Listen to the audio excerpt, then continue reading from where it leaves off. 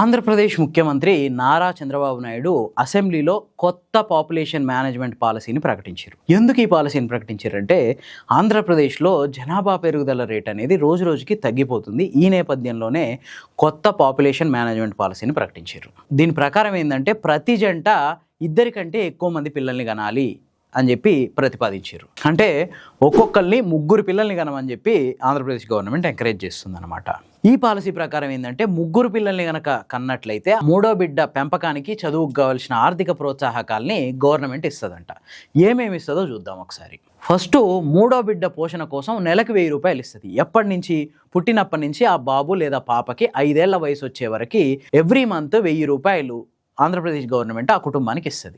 ఎందుకు అంటే పాప లేదా బాబు పోషణ కోసం. నెక్స్ట్ ఇంకోటి ఏంటంటే ఈ 3వ సంతానం పుట్టగానే పాపైనా బాబైనా 25,000 రూపాయలు ఆంధ్రప్రదేశ్ గవర్నమెంట్ ఇస్తుంది. పోషణ శిక్ష సురక్ష అనే పథకం కింద 25,000 రూపాయలు ఎవరైతే 3వ సంతానాన్ని కంటారో వాళ్ళకి ఈ అమౌంట్ అనేది ఇస్తుంది అనమాట.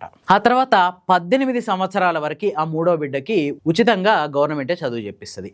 ఎక్కడ అనేది ప్రైవేట్ విద్యా సంస్థల్లో చెప్పిస్తారా గవర్నమెంట్ విద్యా సంస్థల్లో చెప్పిస్తారా అనేది మెన్షన్ చేయలేదు, కానీ ఉచిత చదువుని గవర్నమెంటే భరిస్తుంది అని చెప్పి మాత్రం ఈ డ్రాఫ్ట్ బిల్లులో పెట్టిర్రు. దీనివల్ల ఏంటంటే కుటుంబం మీద విద్యా ఖర్చు తగ్గుతుంది, అంటే పిల్లల చదువుల కోసం పెట్టే ఖర్చు తగ్గుతుంది. కాబట్టి జనాలు 3వ పిల్లని లేదా పిల్లగాని కనడానికి సిద్ధమవుతారు అనేది గవర్నమెంట్ ఉద్దేశం. ఇంకోటి ఏంటంటే తల్లిదండ్రులు ఇద్దరికి ప్రసూతి సెలవులు. ఇన్ని రోజులు ప్రసూతి సెలవులు అంటే మెటర్నిటీ లీవ్స్ అట్లాగే పెటర్నిటీ లీవ్స్ ఉన్నా కూడా 6 నెలల మెటర్నిటీ లీవ్స్ తల్లికి ఇస్తే పెటర్నిటీ లీవ్స్ దాదాపు మన దేశంలో ఎవడు ఇవ్వట్లేడు. ప్రైవేట్ ఆర్గనైజేషన్లో కానీ ప్రభుత్వ ఆర్గనైజేషన్లో కానీ ఎక్కడా ఈ పెటర్నిటీ లీవ్స్ అనే ప్రసక్తే పెద్దగా రావట్లేదు. ఇచ్చినా కూడా ఒక వారం నుంచి 10 రోజులు మాత్రమే. కానీ ఈ బిల్లు ప్రకారం 2 నెలల పాటు పెటర్నిటీ లీవ్, అట్లాగే స్త్రీకి చాలా ఇప్పటికే 6 నెలలు ఉంది కదా, దీన్ని ఇంకా సాధ్యమైనంత ఎక్కువ గడువు పొడిగించడానికి గవర్నమెంట్ ఆలోచిస్తుంది. ప్రస్తుతం ఈ బిల్లు డ్రాఫ్ట్ దశలోనే ఉంది.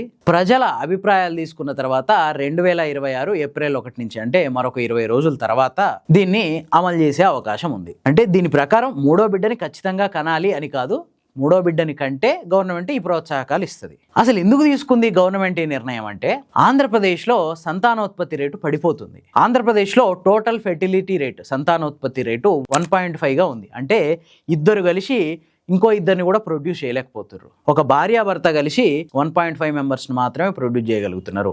అంటే ఒకరు 1.5 మందిని కనడం అని కాదు. ఫర్ ఎగ్జాంపుల్ ఒక 20 జంటలు ఉన్నాయనుకుంటే 20 జంటలు అంటే ఎంతమంది? 40 మంది.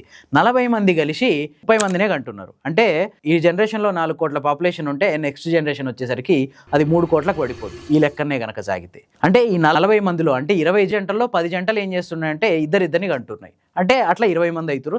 మిగతా 10 జంటలు మాత్రం ఒకరొక్కరినే కంటున్నారు. ఇట్లా 40 మంది కలిసి 30 మందినే కంటున్నారు. 2001 జనాభా లెక్కల ప్రకారం ఆంధ్రప్రదేశ్ జనాభా 7.36 కోట్ల మంది. అదే 2011 జనాభా లెక్కలకు వచ్చేసరికి సుమారు 8.46 కోట్ల మంది, అంటే 8.46 లక్షల మందికి జనాభా అనేది చేరుకుంది. దశాబ్ద కాలంలో కనీసం 1 కోటి జనాభా కూడా పెరగలేదు. వాస్తవానికి 2021లో సెన్సస్ జరగాలి, కానీ కరోనా లాంటి పరిస్థితుల వల్ల ఆ ఇయర్ సెన్సస్ జరగలేదు. కాకపోతే ఒక అంచనా 9,30,00,000 మంది. అంటే 2001 నుంచి 2011 వరకు 11% జనాభా పెరిగితే 2011 నుంచి 2021కి వచ్చేసరికి 9% జనాభా కూడా పెరగలేదు. 2021 తర్వాత ఎవ్రీ ఇయర్ ఇంకా తగ్గిపోతూ వస్తుంది. ఈ లెక్కల ప్రకారం ఆంధ్రప్రదేశ్లో వార్షిక జనాభా వృద్ధి రేటు 0.5, అంటే ఎవ్రీ ఇయర్ 0.5% మాత్రమే జనాభా పెరుగుతుంది. అంటే ఈ ఇయర్ 100 మంది ఉంటే నెక్స్ట్ ఇయర్కి వచ్చేసరికి జస్ట్ హాఫ్ మెంబర్, అంటే 2 ఏళ్ల తర్వాత ఒకే 1% పెరుగుతున్నాడు అంతే. సో జనాభా స్థిరంగా ఉండాలంటే ఈ టోటల్ ఫర్టిలిటీ రేట్ అంటే సంతానోత్పత్తి రేట్ అనేది 2.1గా ఉండాలి. అంటే ప్రతి జంట ఇద్దరిని లేదా అంతకంటే ఎక్కువ కనాల్సిన అవసరం ఉంది అని చెప్పి ఇప్పుడు ఏపీ గవర్నమెంట్ చెప్తుంది. ఇప్పుడు ఇదే విషయం ఇప్పుడు చంద్రబాబు నాయుడు అసెంబ్లీలో చెప్పిర్రు. దీని మీదనే అక్కడ ఒక డ్రాఫ్ట్ బిల్లు సిద్ధమవుతుంది. ఇదంతా ఓకే, చట్టం చేయడం పెద్ద ఇష్యూ ఏం కాదు. కానీ జనం ఇంతమందిని కనాలి అని గవర్నమెంట్ చెప్పినంత మాత్రాన కంటరా? కానీ అవకాశం ఉందా? ఏ తల్లిదండ్రులైనా పిల్లల్ని ఎంతమందిని కన్నాం అన్నది కాదు, వాళ్ళకి ఎంత మంచి భవిష్యత్తు ఇస్తున్నాం అనేదే చూస్తున్నారు. రోజులు మారిపోయినాయి. ఒకప్పుడు ఇంకా కావాలి మగపిల్లోడి కోసం ఆడపిల్లల కోసం కంటూనే ఉండేవాళ్ళు.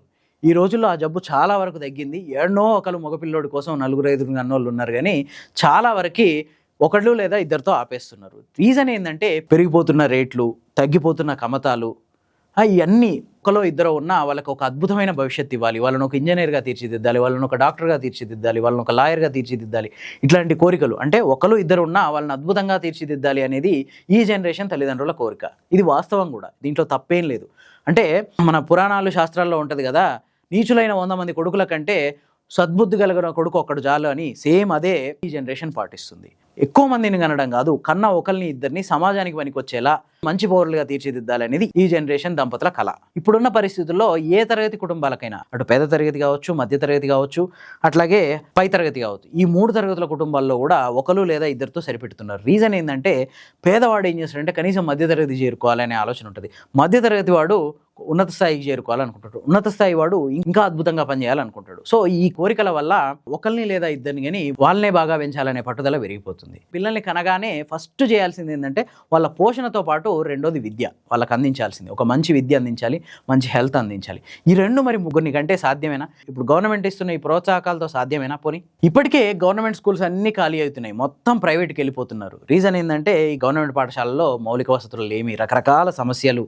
పిల్లల్ని అక్కడికి పంపించాలంటే అదొక రకమైన మనస్తత్వంతో అయిపోయారు జనాలు. గవర్నమెంట్ పాఠశాలకి పిల్లల్ని పంపించడం అనేది ఒక నేరం కింద అయిపోయింది. అంటే ఏమీ లేనోడు గతి లేనోడు పంపిస్తారు అన్న ఉద్దేశంతో ఉన్నారు ఈ జనరేషన్. ఈ నేపథ్యంలోనే మంచి విద్య కోసం తల్లిదండ్రులు ప్రైవేట్ పాఠశాల వైపు పరుగులు తీస్తున్నారు. అట్లాంటి టైంలో ఒక్క బిడ్డ చదువు అంటేనే ఒక కుటుంబానికి పెద్ద భారం అయిపోతుంది. అట్లాంటిది ముగ్గురిని కానీ వాళ్ళకి ఎక్కడి నుంచి తెచ్చిస్తారు విద్య? పోనీ గవర్నమెంట్ ఏమంటుంది, 18 ఏళ్ల వరకు మేము చదివిపిస్తాం అంటుంది. ఎక్కడ చదివిపిస్తారు? గవర్నమెంట్ స్కూళ్ళల్లో చదివిపిస్తారా, లేదంటే ప్రైవేట్ స్కూళ్ళల్లో గవర్నమెంటే ఫీజులు కట్టి చదివిస్తుందా? ఈ విషయంలో కూడా క్లారిటీ కావాలి. ఎందుకంటే గవర్నమెంట్ స్కూల్కి పంపించడం అందరి తల్లిదండ్రులకు ఇష్టం ఉండకపోవచ్చు, లేదంటే ఆ ఫీజులు తల్లిదండ్రుల అకౌంట్లలోనే వేస్తారా? ఈ విషయంలో క్లారిటీ కావాలి. ఇంకోటి ఏంటంటే మూడో బిడ్డని కంటే ప్రతి నెల 1000 రూపాయలు ప్రోత్సాహకం ఇస్తారంట, పుట్టినప్పుడు 25,000 రూపాయలు ఇస్తారంట. నార్మల్ డెలివరీ అయినా హాస్పిటల్లో 25,000 రూపాయలు సరిపోవట్లేదు. నార్మల్ డెలివరీ అయినా కూడా ఒక బిడ్డ కడుపులో పడ్డ దగ్గర నుంచి ఆ బిడ్డ డెలివరీ అయ్యేసరికి పేద కుటుంబం కూడా ఒక 50,000-60,000 ఖర్చు పెట్టాల్సిన పరిస్థితి. ఆ స్కానింగ్లని, ఈ స్కానింగ్లని, ఆ మందులని, ఈ మందులని గవర్నమెంట్ హాస్పిటల్లో అందుబాటులో ఉన్నాయి అంటారు కానీ ఎక్కడా వస్తువులు లేమే, కొట్టొచ్చినట్టు కనిపిస్తుంది. ఈ పరిస్థితుల్లో మూడో బిడ్డని మోసి కని డెలివరీ కావడానికే ఒక 56,000 కావాలి. మీరు ఇచ్చే 25,000 దేనికి సరిపోతాయి? ఇక నెలకి 1000 రూపాయలు ఇస్తామంటుంది పోషణ కోసం, అది కూడా 5 ఏళ్ల వరకు. నెలకి 1000 రూపాయలు పిల్లల డైపర్లకి సరిపోవట్లేవు. 5 ఏళ్ళు వచ్చే వరకు నెలకు 1000 రూపాయలతో ఒక బిడ్డ పోషణ వెళ్తుందా? మిగతా అన్ని మళ్ళీ తల్లిదండ్రులే పెట్టుకోవాలి కదా ఖర్చులు. పోనీ 5 ఏళ్ల తర్వాత ఆ బిడ్డ పోషణ పరిస్థితి ఏంది? అప్పుడైనా తల్లిదండ్రి భరించాల్సిందే కదా. అదే ఒక్కరిని లేదా ఇద్దరిని కంటే వాళ్ళ స్తోమత ప్రకారం అద్భుతంగా పెంచుకోగలుగుతారు. ఈ ఇచ్చే 25,000 ప్లస్ 5 ఏళ్ల పాటు 1000 రూపాయలు ప్లస్ మీరు ఇచ్చే గవర్నమెంట్ విద్య, ప్రైవేట్ విద్య క్లారిటీ లేని దానికోసం మూడో బిడ్డను కనడానికి సమాజం సిద్ధంగా ఉంటుందా? పోనీ ఇక వైద్యం పరిస్థితి ఎట్లుంది చూద్దాం. అసలు ఎక్కడ గవర్నమెంట్ హాస్పిటల్ అంటేనే ప్రజలు భయపడిపోయే సిచ్యువేషన్ వచ్చింది. ఎక్కడో ఒకటి జిల్లా ఆసుపత్రుల్లో తప్ప ప్రైమరీ హెల్త్ సెంటర్స్ నుంచి ఏరియా ఆసుపత్రుల వరకు ఎక్కడ వసతుల లేమి అనేది కొట్టొచ్చినట్టు కనిపిస్తుంది. ఆ హాస్పిటల్కి అడుగు పెట్టగానే ఒక రకమైన భయంకరమైన వాతావరణం. ఒక అటెండర్ ఉండడు, ఒక సిస్టర్ ఉండదు, ఒక నర్సు ఉండదు, ఒక కాంపౌండర్ ఉండడు, డాక్టర్ టైంకి రాడు. మధ్యాహ్నం 12 గంటల తర్వాత గవర్నమెంట్ హాస్పిటల్లో నరమానవుడు కనిపించిన పరిస్థితి ఉంది. అట్లాంటి పరిస్థితుల్లో వైద్యం ఎక్కడి నుంచి తెచ్చిస్తారు? ఈ పరిస్థితుల వల్లనే ప్రతి ఒక్కరు ప్రైవేట్ హాస్పిటల్లో క్యూ కడుతున్నారు. చిన్న చిన్న ఆరోగ్యాలు వస్తే కూడా ఈ మధ్యతరగతి పేద కుటుంబాలు అప్పుల్లో మునిగిపోవాల్సిన పరిస్థితి ఉంది ప్రైవేటు హాస్పిటల్లో ఫీజుల వల్ల. మరి మీరు చెప్పినట్టు ముగ్గురిని కానీ ఆ జనాభా పెరిగితే ఆ భారాన్ని ఈ సమాజం మోయగలుగుతుందా? ఇక మరొక ముఖ్యమైన ప్రశ్న ఏంటంటే, ఓకే వీళ్ళంతా పెద్ద ఏదో రకరకాల కష్టాలు పడి ఆ మూడో పిల్లని సమాజం కోసం పెంచి పెద్ద చేస్తారు, ఆ తర్వాత ఉపాధి ఎట్లా? ఇప్పటికే యువత ఉపాధి అవకాశాల కోసం ఏళ్ల తరబడి ఎదురు చూడాల్సిన పరిస్థితులు వచ్చినాయి. ప్రభుత్వ ఉద్యోగాలు ఇప్పటికే చాలా తక్కువైపోయినాయి, రాను అసలు ఉంటాయో ఉండవో తెలియదు. ఇక ప్రైవేటు ఉద్యోగాల్లోకి వెళ్తే అనిశ్చితి, ఎప్పుడు ఉంటుందో తెలియదు, ఎప్పుడు ఉడుతుందో తెలియదు. ఇట్లాంటి సమయాల్లో జనాభా పెరిగితే ఆ కొత్త తరానికి, రాబోయే కొత్త తరానికి ఉపాధి ఎలా కల్పిస్తారు? దానికి ఏమైనా ప్రణాళికలు ఉన్నాయా గవర్నమెంట్ దగ్గర? సో ఫైనల్గా చెప్పేది ఏంటంటే, పిల్లలు పుట్టాలి అని కోరుకోవడంలో తప్పు లేదు, జనాభా తగ్గకుండా చూసుకోవడం అనేది ప్రభుత్వాల కర్తవ్యం కూడా. ఇప్పటికే చైనా, జపాన్ లాంటి కంట్రీస్ అన్నీ జనాభా పెంచుకోవడానికి ప్రయత్నాలు చేస్తున్నాయి. రీజన్ ఏంటంటే అక్కడ రోజు రోజుకి జనాభా పడిపోతుంది. సో ఆంధ్రప్రదేశ్ గవర్నమెంట్ కూడా ఖచ్చితంగా ఈ దిశగా ప్రయత్నం చేయాలి. కానీ పైన మనం అనుకున్నాం కదా, ఈ సమస్యలకి ప్రశ్నలు కూడా ఖచ్చితంగా దొరకాల్సిందే. గవర్నమెంట్ ఇస్తున్న డెలివరీ టైంలో 25,000 కానీ, తర్వాత నెలకు 1000 రూపాయల అమౌంట్ కానీ దేనికి సరిపోని రోజుల్లో ఉన్నాం మనం.